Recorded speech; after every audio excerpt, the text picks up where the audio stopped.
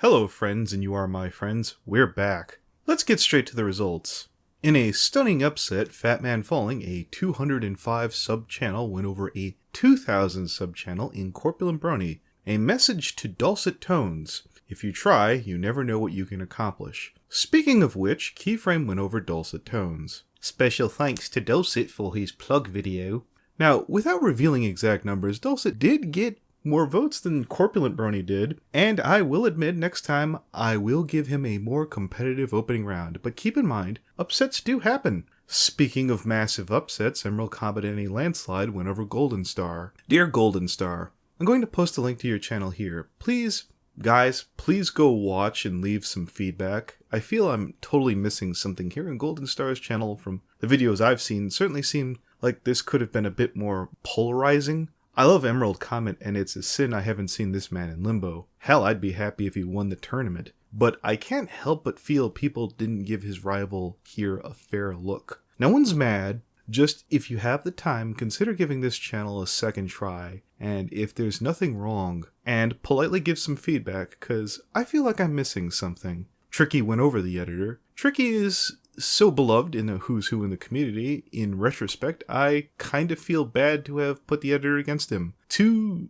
near and dear close friends of mine, once again, here's the editor's channel. Show all your love and respect despite him losing, and toss a couple of views this man's way. I'll have more to say about Tricky and the winners when we get to the next round. Sapphire Heartsong has expressed an interest in opting out of Analysis Daily, and she's not mad, and we're not mad, and everybody's cool. But for those of you who voted for Finn, he did go over. Had he not, I might have had a conundrum on what to do next. Would I have let Finn through, given Dulcet a second chance? Take the person who had the most competitive voting? We'll burn that bridge when we get to it next time. Stupid Private goes over the Dragon Trainer 201. Two great guys. Stupid has given me some great exposure in the past, but in spite of all that, not to be ungrateful, I was hoping to give more of a spotlight to Dragon Trainer to the audience. As with above, here's a link, and I feel you'll enjoy yourself. If you're not careful, you might even learn a thing or two over there. And we come to Manga Common vs. Golden Fox. I have the utmost respect for both men, and perhaps my perspective of new blood just assumed that Manga would have gone over Goldie. Now, I'm far from upset that a pioneer of the analysis community took the win home. I'm just surprised that maybe I, like EQD, might thought people didn't care about who got us here. Golden Fox still has a lot left in the tank to entertain, to teach, and to share. I've seen manga do consistently well in the top 10, and I thought he had it in the bag. I guess this channel is expanding out to a more balanced fandom perspective, and for that I want to thank everyone for helping us grow and learn. Sir, you're forgetting one. I was getting there, Jeff. Speaking of people who've always given a good account of themselves on Analysis Daily, thank you, Laura, for all you've done. Sir, she didn't win. Thank you, Jeffrey. Ahem. Sketchy the Changeling went over Laura Rose. I'm sorry, I didn't get that. The fans have spoken, Jeff, and clearly I have my favorites, and again, since this is an EQD, your voice in the comments means more than mine. I'll do my best to respect that, and keep making this the best venue for analysis and review, for the fans and by the fans. Oh boy, are we gonna do one more round of voting. Damn it, I gotta do 16 more of these now that I'm combining both brackets. That's right, we're combining 8 from the first video and 8 from the second. Hey FNGR, why don't we run the losers against the losers? Why don't you kiss my ass? A simple no would have sufficed. For our first matchup, Sketchy the Changeling vs. ANY. Oh, come off it, sir, you know that's bullshit. How in the hell is that competitive? Fine, DWK vs. Sketchy the Changeling. That's more like it. 2016 has been a breakout year for both of these analysts, content creators. And Sketchy has been very active in the community, very consistent, very hardworking, and DWK has... He's been funny. DWK has been a lot of fun. Jeffrey, are you saying Sketchy hasn't been fun? Oh look, Sketchy did a video for Analysis Daily, fancy that. And I consider her to be one of my favorite supporting characters. But these days, I can't really say that anymore. Why?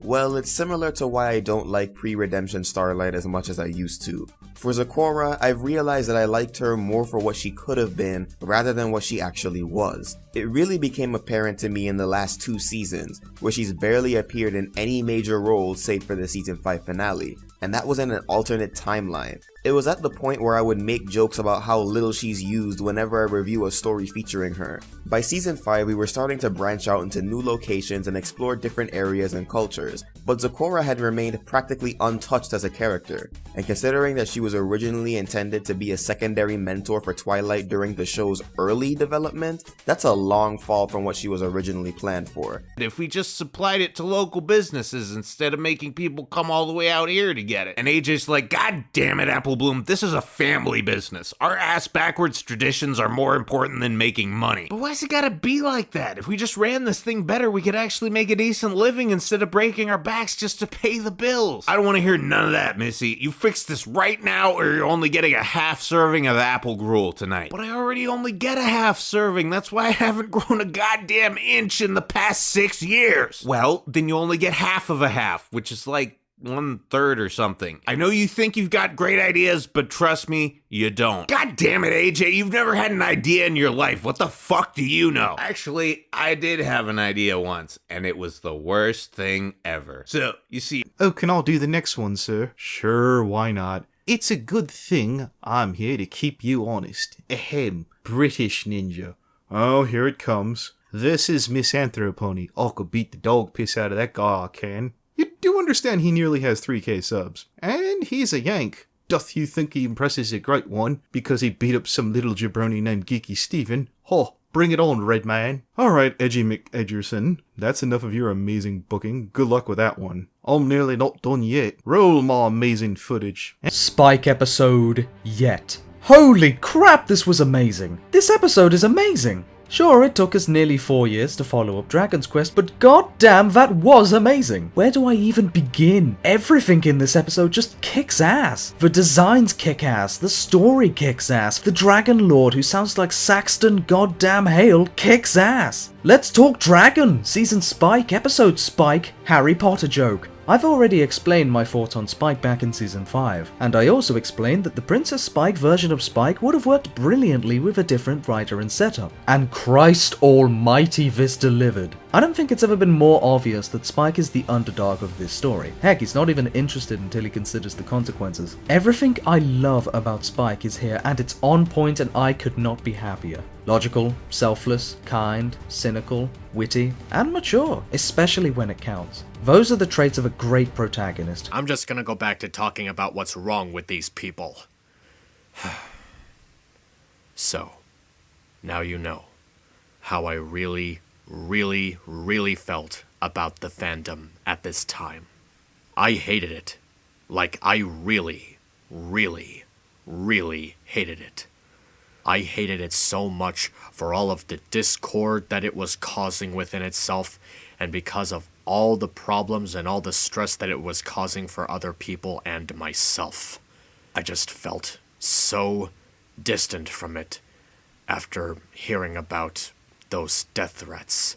I still remember it like it was yesterday when I actually snapped out loud. And in the pink corner, this guy. Now you tell me, sir, who do you think is better? I'm one guy, Jeff. I'd be talking to the audience if I was you. Fatmanfalling versus Deckard Spade. Oh boy, this means Fatmanfalling's going to go into the next round, right? Well again, Jeff, that's not my call. Well, clearly you're going to vote for Fatman. I haven't made up my mind yet. Well, you better, or you're a communist and a Nazi. A communist. Jeff, have you been watching Sargon of Akkad again? Well, you did make the password on the computer Lockwood, password ABC. You have to get up pretty early in the morning, Dad, smart old British ninja. Show me that beautiful bean footage. People often mention them in the negative light.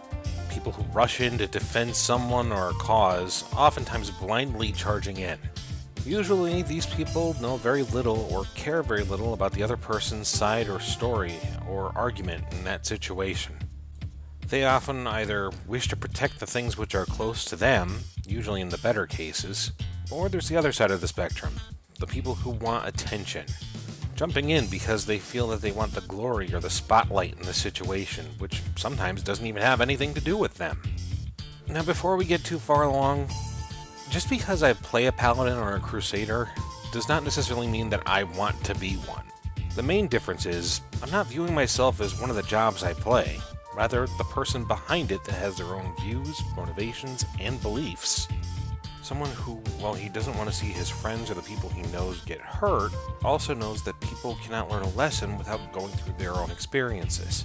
AJ, Rarity, and Pinkie Pie all go out to sea, and Fluttershy and Rainbow Dash go to Cloudsdale? This is all happening suspiciously close to when Starlight mind-raped them all. I see what you did there, guys. See, the reason I can tell that this scattering isn't quite legit is that Rainbow wouldn't be going to a flight school reunion because she didn't graduate from flight school. Get kicked out any flight schools lately? I didn't get kicked out. Unless Rainbow went as Fluttershy's date, which is a headcanon best left to the fan artists. The fan artists who support the wrong ship. But moving on from that, having magical shit be the solution to a friendship problem is a fine line to walk. Because one of my all-time favorite episodes, For Whom the Sweetie Belle Toils, did that. Having a magical princess give you poor decision contextualizing information you have no way of knowing about isn't exactly something you can bank on happening in real life. For our next matchup, Spirit Productions versus Finn the Pony. Geez, isn't that pretty steep? Finn's kind of a big deal, he is. I mean, he's no British ninja. Spirit Productions went over Channel Hopper, which had well over 6k subs. If anything, I'm amazed you're not chewing me out being so mean to Finn. I'll think you're overestimating your chickens and eggs, FNGR. Well, I know who I'm rooting for. Roll the footage. While I didn't find too much wrong with the moral, the characterization and the way that Dash was in this episode really bothers me. Now, it's pretty clear that Rainbow Dash isn't my favorite character. I personally relate more towards Rarity due to her creative nature, and Fluttershy for her more introverted personality. We now have our third Destiny episode, with Dash dealing with keeping a good image to those who are no longer their idols, but now her peers. A lot of people have been a little worrisome about MLP in its transitional period, and as focus shifts away from our main cast, some are steadily holding their breath for a time to either abandon ship or to recharge for another season. Dark was lacking in freshness, and then bam, we got this episode. It starts off as a fun little escapade for Rainbow and Twilight, complete with great chemistry, funny jokes, and even some sweet nicknames for the two. No need to give me one though, I'm good.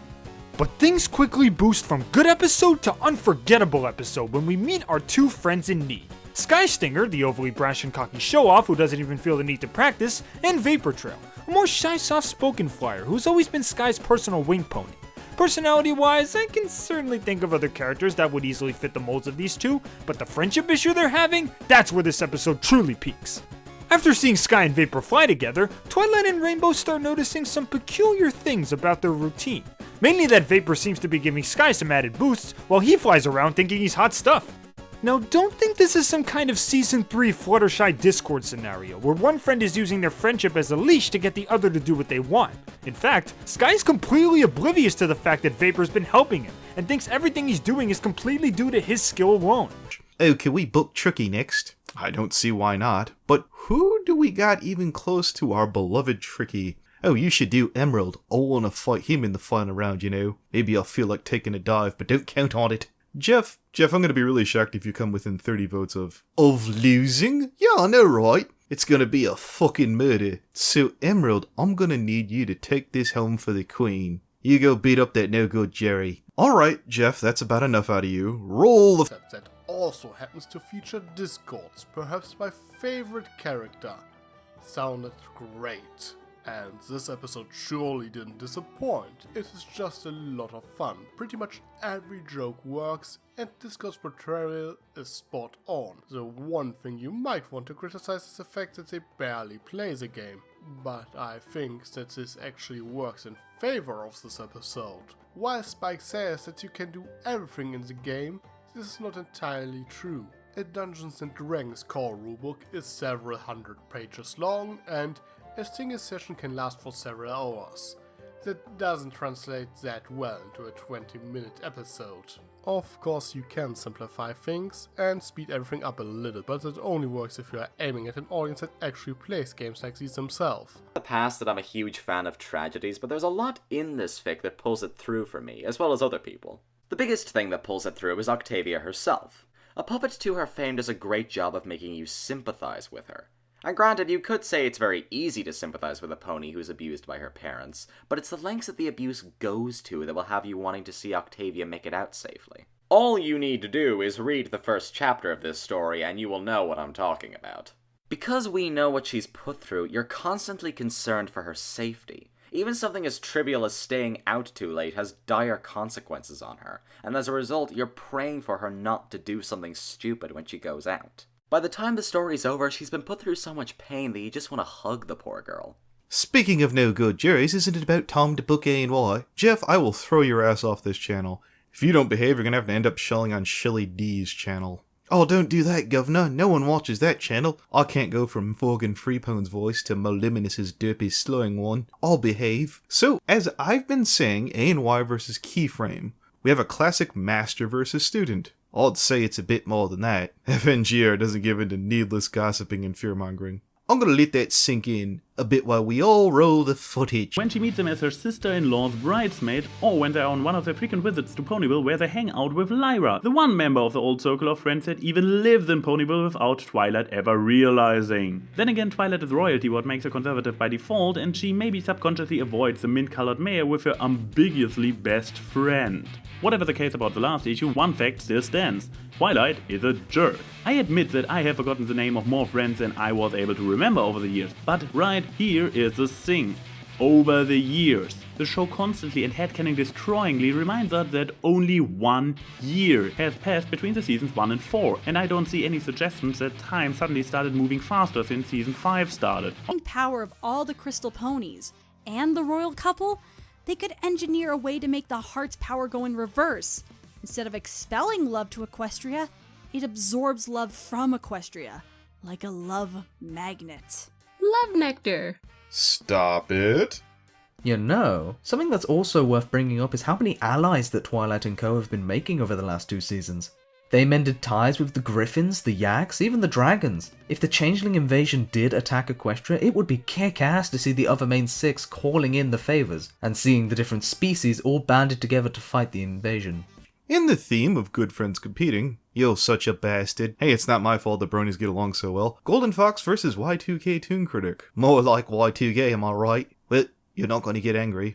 I'm mostly numb by now. I've collaborated with Toon Critic, so you should vote for Toon. Or maybe people should vote for the best, Jeff. That's silly, you should vote for the cool guy. Isn't Misanthro Pony cooler than you? That's a horse of a different colour. If I invoke the Jaw Scorcher rule, which means it doesn't count if it's against me. Anyways, we at Analysis Daily wish both these gentlemen our very best and good luck. One last time, roll the footage. A lot worse, and the episode even admits to that when Cadence steps in. I also would like to add that Cadence's character was much better represented. I haven't thought about Cadence before, but she showed a side that actually intrigued me. Instead of labeling her as the sweet-talking character, her suspicions add something different out of the ordinary. She addresses that it's a big responsibility, which is what I admired the show's message about when you're in higher authority than what most stereotype marketing tropes have labeled the princess title as. Except for when they give us an exceptional idea we've wanted for a long time and lets that train wreck develop into a fiery ball of disappointment.